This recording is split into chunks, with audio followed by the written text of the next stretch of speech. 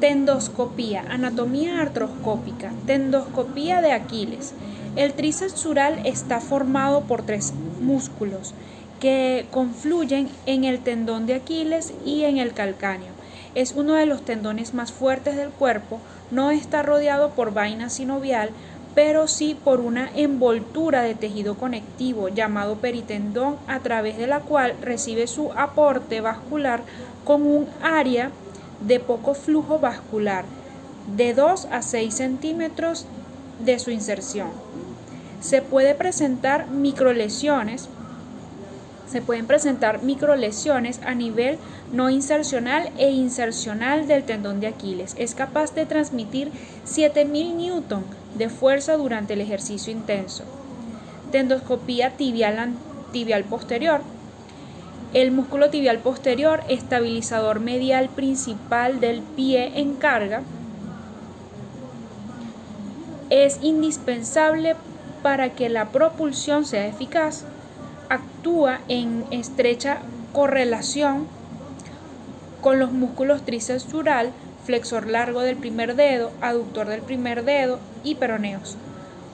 Su ineficacia, denominada disfunción del tibial posterior, a menudo conduce al pie plano valgo por hundimiento del arco medial.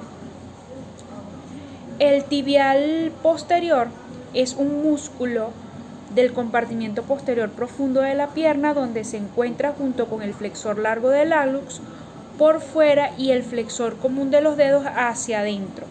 Su inserción proximal, únicamente muscular, se reparte en los 2/3 proximales de la tibia y del peroné, así como en la membrana interósea. Sigue un trayecto descendente oblicuo central medial y cruza el flexor largo de los dedos. Tendoscopía peronea. El músculo peroneo corto se origina en los 2/3 distales del peroné y en el septo intermuscular, para localizarse posterior al maleolo peroneal, superficialmente al ligamento calcáneo peroneo y anterior al tendón peroneo largo. Discurriendo por el surco retroperoneal, el tendón peroneo corto tiene forma ovoide, aplanada, y se inserta en el estiloides de la base del quinto metatarsiano. El músculo peroneo largo se origina en los 2/3 proximales del peroné, el septo intermuscular tibio-talar y en el cóndilo lateral de la tibia. El tendón peroneo largo discurre por el surco retroperoneal posterior al tendón peroneo corto, pasando inferior al tubérculo peroneal situado en la cara lateral del calcáneo, para volverse medial y plantar alrededor del borde lateral del cuboides, hacia el primer metatarsiano, donde se inserta. La profundidad del surco retroperoneal es variable, llegando a faltar o ser convexo en el 20% de la población. Tiene una anchura de 5 a 10 milímetros y una altura de 2.4 milímetros. El retináculo peroneo superior es fundamental para mantener la posición de los tendones peroneos por debajo del peroné. Existen 4 zonas susceptibles de lesión de los tendones peroneos. El mismo mecanismo que da lugar a la lesión del complejo ligamentoso lateral del tobillo puede también lesionar y dañar el retináculo peroneo superior. La laxitud resultante puede conducir a la subluxación de los tendones peroneos. Aquí tenemos una imagen en donde se evidencia localización de las 4 zonas de afectación de los tendones peroneos. Tenemos zona A, B, C y D. Entre la zona A y B está el retináculo superior, entre la zona B y C está el retináculo inferior. Los 2 tendones comparten vaina sinovial 2.5 a 3.5 centímetros proximal al malleolo peroneal, para después separarse en dos propias a nivel del tubérculo peroneal del calcáneo. En algunos casos existe una unión musculotendinosa más distal del peroneo largo que provoca tendinosis y lesiones crónicas al introducirse dentro de la vaina. En ambos tendones existen zonas hipovascularizadas más propensas a lesiones localizadas en la zona del tendón que rodea la punta del malleolo peroneal, así como otra zona en el tendón peroneo largo a nivel del tubérculo del cuboides. Indicaciones: tendoscopía tibial posterior. Las indicaciones para la tendoscopía del tibial posterior incluyen tenosinovitis, desgarros degenerativos, luxaciones, entesopatías, tendinopatías crónicas con disfunción grado 1, 2 y deformidad del pie plano. La mayoría de las indicaciones de cirugía abierta del tendón tibial posterior ahora están cubiertas por la tendoscopía del tendón tibial posterior, con menor morbilidad y menor tiempo de recuperación. La tendoscopía del Aquiles. La tendoscopía no insercional del tendón de Aquiles y la peritendinopatía son las indicaciones más frecuentes para la endoscopía del tendón de Aquiles. La neovascularización y la neoinervación de los tejidos circundantes son en realidad las teorías actualmente más aceptadas sobre la etiología del dolor. La tendoscopía del Aquiles parece ser una técnica adecuada para permitir la liberación de adherencias y la destrucción de neovasos o neonervios, preservando la integridad de la piel, así como las lesiones asociadas como el ganglio. La tendinopatía también puede desempeñar un papel en la reparación de las rupturas agudas del tendón de Aquiles. Otras indicaciones para la tendoscopia de Aquiles incluyen bursitis retrocalcánea, calcaneoplastia endoscópica, aumento del tendón plantar y aumento del flexor hallucis en rupturas crónicas envejecidas o inveteradas. Tendoscopia peronea. Las indicaciones para la tendoscopia peronea incluyen dolor retrofibular, tenosinovitis, subluxación o dislocación, subluxación dentro de la vaina, desgarros parciales, pinzamiento del peroneo largo en la tuberosidad peronea, adherencias y cicatrices postoperatorias, resección de un tendón del peroneo cuarto o un peroneo corto bífido o un músculo peroneo bajo barriga. Algunas indicaciones para la cirugía abierta de los tendones peroneos ahora están cubiertas por la tendoscopia, excepto la reparación de desgarros longitudinales extensos en los cuales se opta por cirugía abierta. Otros tendones se ha realizado tendoscopias del extensor largo de los dedos, extensor largo del dedo gordo, extensor largo de los dedos para el tratamiento de tenosinovitis, tendinopatías, ganglios, alargamientos en Z, adherencias fibrosas, pero solo se dispone de estudios a nivel 5. McKirriain presentó un informe de caso de debridamiento endoscópico de tenosinovitis crónica del tendón tibial anterior. Contraindicaciones. Son pocas las contraindicaciones del paciente para artroscopía posterior de tobillo, principalmente al cuadro clínico o patologías de base del paciente. Las contraindicaciones absolutas para cualquier forma de artroscopia de tobillo incluyen infección local, tejido blando, enfermedad articular degenerativa grave y mala vascularización de la pierna. Los cambios degenerativos moderados con disminución de rangos de movimiento articular y edema grave, estrechamiento del espacio articular y enfermedad vascular diabética representan contraindicaciones relativas. La técnica quirúrgica, tendoscopia del Aquiles. Se puede utilizar una sonda o un raspador para obtener la adherenciolisis de la tendinopatía de Aquiles crónica. La mayoría de las indicaciones de cirugía abierta del tendón de Aquiles ahora están teóricamente cubiertas por tendoscopia con menor morbilidad y en particular menos problemas de la herida. La técnica quirúrgica para la tendoscopia del tendón de Aquiles fue desarrollada por Van Dyck. El paciente se coloca en decúbito prono con un torniquete en el muslo y en el pie fuera de la mesa de operaciones para permitir que el cirujano dorsiflexione y movilice la articulación del tobillo. Los portales, por lo general, se realizan con un bisturí de tamaño número 11. El portal distal se realiza en el borde lateral del tendón, unos 3 a 4 centímetros distal al engrosamiento del tendón de Aquiles y en la tendinopatía insercional.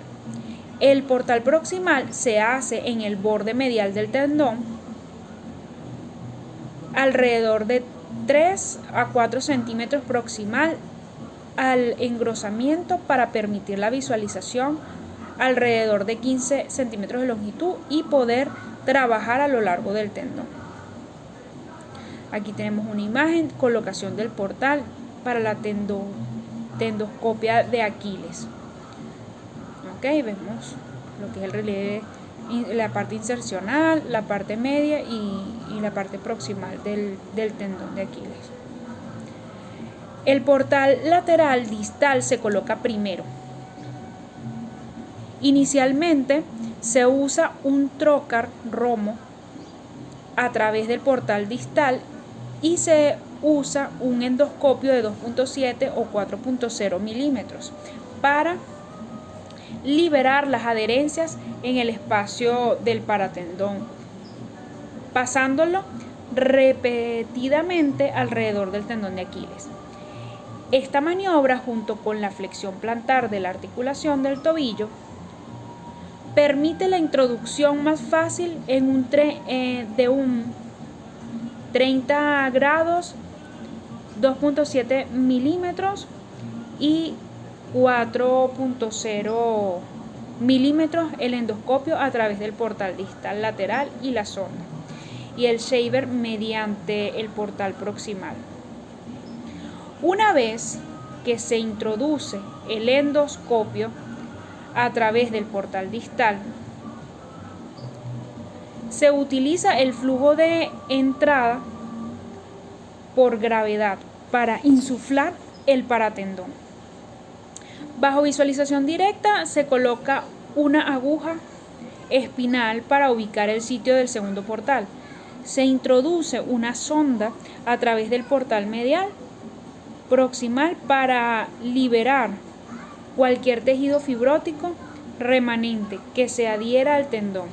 Se introduce un sistema shaver por medio del portal proximal para debridar la fibrosis hipertrófica. Si está presente el tendón plantar, se libera el tendón de Aquiles. Los nódulos tendinosos pequeños pueden debridarse si están presentes. Tendoscopía del tibial posterior. La técnica quirúrgica para la tendoscopía del tendón tibial posterior fue descrita por primera vez por Wertheimer y luego desarrollada en detalle por Van Dyck. El proceso puede realizarse bajo anestesia general, regional o local con el paciente en decúbito supino. Se marcan las referencias en la piel para identificar el navicular, el tendón del tibial posterior, el maleolo medial y los dos portales principales. Aquí hay una imagen de tendoscopia de Aquiles por tendinopatía no insercional. La inversión activa y la eversión del pie antes de la anestesia puede facilitar la identificación de puntos de referencia anatómicos. Se recomienda utilizar un endoscopio de 2.7 milímetros con un ángulo de inclinación de 30 grados para facilitar el acceso al tendón, pero también se puede utilizar un artroscopio de 4.0 milímetros para la mayoría de las tendoscopías del tendón tibial posterior. Se aplica un torniquete en el muslo y se utiliza un flujo de entrada por gravedad para insuflar el paratendón. Los portales se fabrican con un bisturí de tamaño número 11. Generalmente se recomiendan 2 portales entre 2 centímetros y 2.5 centímetros proximal y distal a la punta del borde posteromedial del malleolo medial.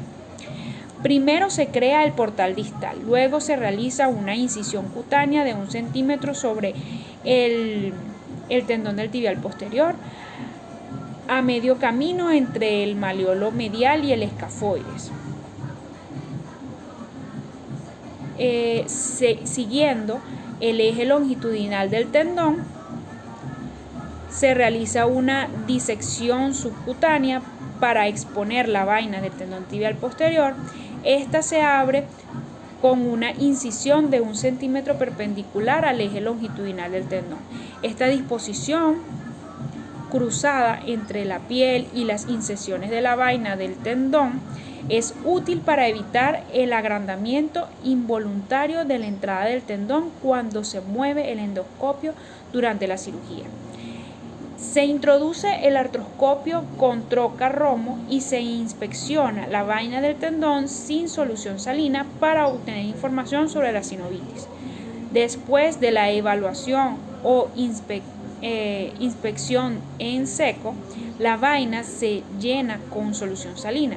Mientras se invierte el pie, se avanza con cuidado el artroscopio para inspeccionar el tendón del tibial posterior completo a unos 4 centímetros proximal a la punta del malleolo medial.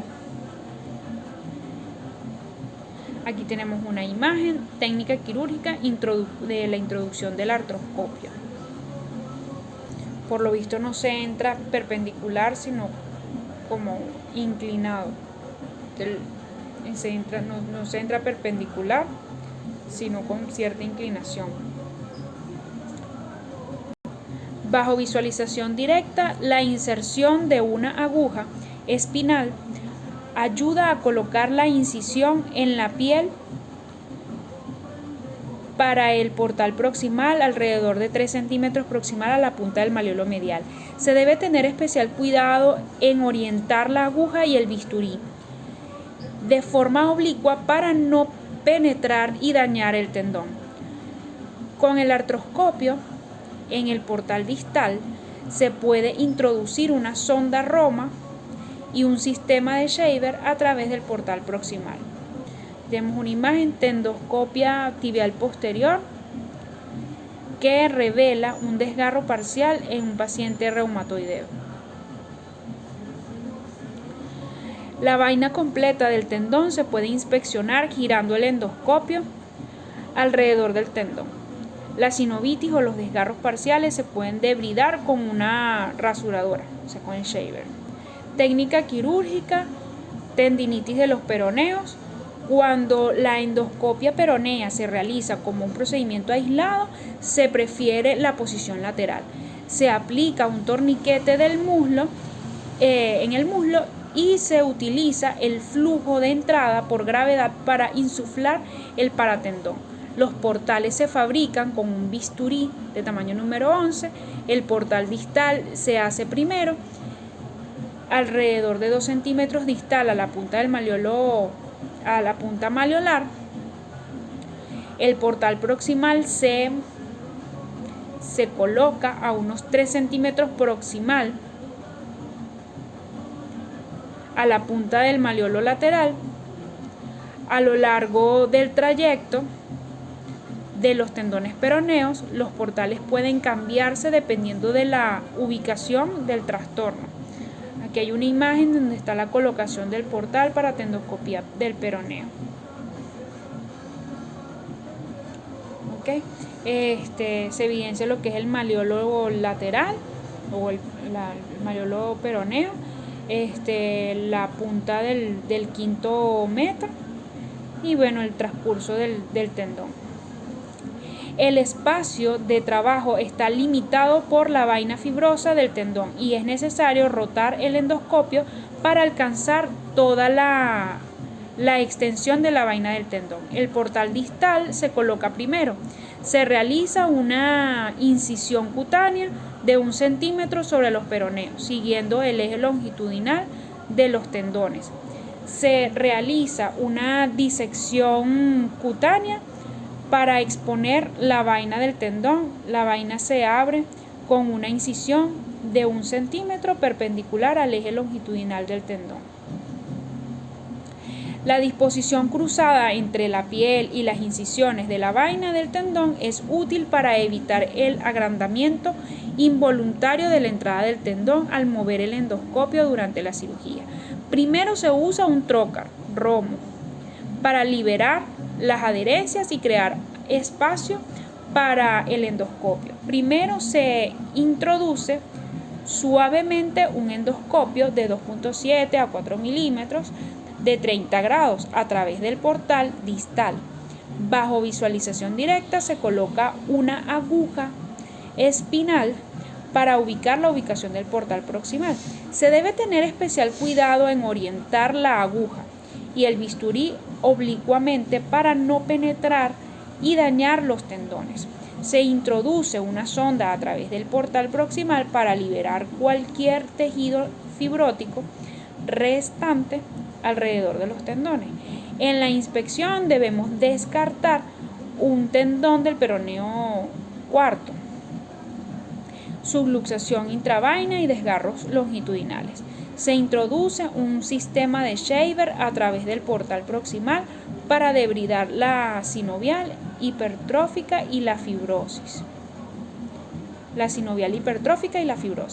El espacio de trabajo limitado para la tendoscopia peronea y el grado limitado de movimiento de lado a lado hace necesaria la rotación continua de los instrumentos para acceder a los tendones peroneos. Los nódulos tendinosos pequeños pueden debridarse si están presentes. Aquí hay una imagen tendoscopia peronea con visualización del tendón peroneo corto, tendón peroneo largo y vínculo. Complicaciones. Las complicaciones generales comunes a todos los procedimientos tendoscópicos alrededor del pie y del tobillo incluyen trombosis venosa profunda, hematomas, cicatrices, queloides, dolor nervioso alrededor de los portales, quemaduras en la piel, adherencias, seromas con fístula crónica, infecciones, síndrome de dolor regional complejo. Las complicaciones específicas de la tendoscopia de Aquiles incluyen lesión del nervio sural, ruptura del tendón en casos de debridamiento agresivo en la región de inserción y equino residual en casos de fibrosis excesiva del tendón después de la operación. La tendoscopia peroneal puede complicarse por daño del nervio sural, el desenfoque excesivo del peroné. En casos de inestabilidad peronea puede provocar una fractura por estrés del peroné después de la operación. Las complicaciones de la tendoscopia del tendón tibial posterior incluyen lesión del nervio tibial posterior. El fenómeno de cuerda de arco durante la dorsiflexión es una complicación potencial relacionada con la tendoscopia tibial anterior. Manejo postoperatorio.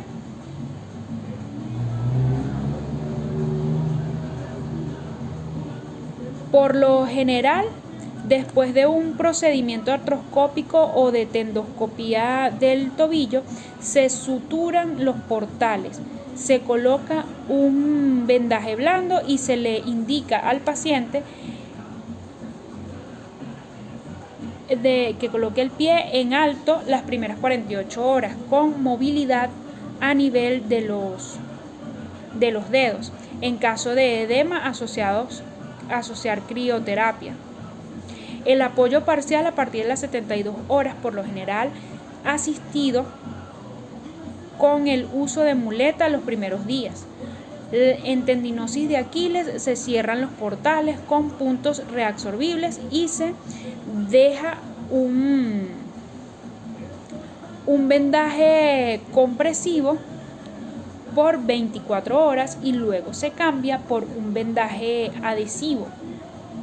Se permite que el paciente cargue peso según lo tolere con el uso de muletas y se recomiendan ejercicios activos de amplitud de movimiento desde la primera semana postoperatoria. Los ejercicios excesivos se introducen alrededor de la tercera semana postoperatoria. Se alienta el regreso de los deportes, se alienta el regreso de los deportes sin impacto a las 3 semanas y de regreso a los deportes de impacto se reanuda a las 6 u 8 semanas después de la cirugía. En la tendoscopia tibial posterior, al final del procedimiento, los portales se cierran con suturas absorbibles. Se recomienda un vendaje de compresión durante las primeras 24 horas y luego un adhesivo. Se usa un vendaje para cubrir las incisiones de la piel. Se permite cargar peso según se tolere inmediatamente después de la cirugía, siempre que los procedimientos asociados no requieran que el paciente no soporte peso, es decir, osteotomía de calcáneo, y se recomiendan los movimientos activos de inversión y eversión.